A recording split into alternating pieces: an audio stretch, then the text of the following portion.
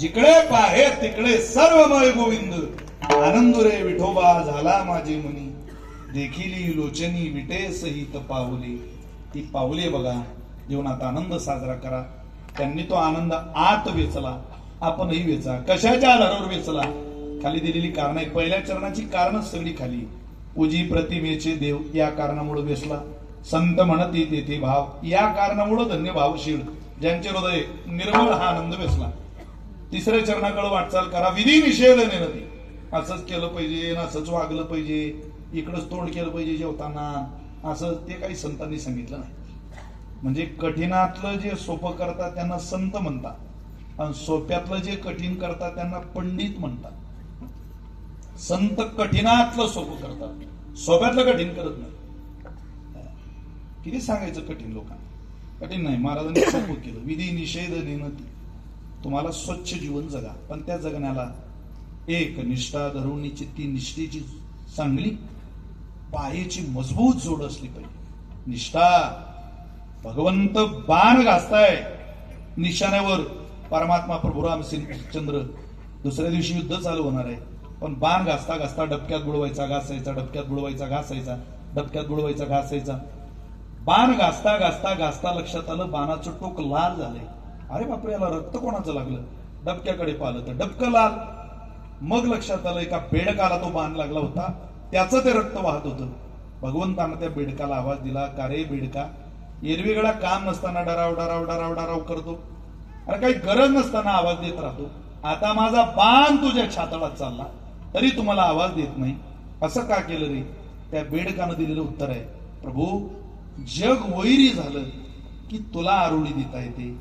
आज वैरी जग नाही रे, तू झाला होता. मी आरुडी देऊ कोणाला? जगणं ज्याचं आहे त्यानंच मृत्यू दिला असेल तर आमच्या जीवनाचा तो खूप मोठा आनंदाचा पुरुषार्थ आहे. आमचं जगणं सुद्धा इतकं चांगलं नाही श्रीरामा, जितकं तू दिलेलं मरण इतिहास घडवणार आहे. म्हणून विधी निषेध नेनती, एक निष्ठा धरून चित्ती, पूजी प्रतिमेचे देव, संत म्हणती तेथे भाव. असं जर वागलात, असं जर जगलात तर संत संत राहत नाही, देव देव राहत नाही. ब्रह्मभूत प्रसन्नात्मान शोचती न कांक्षती. दोघांचंही हृदय एक होतं, आणि जसं जसं संत सांगतील तसाच परमात्मा वागतो. याच विचाराचं अभंगाचं शेवटचं चरण तुकोबा.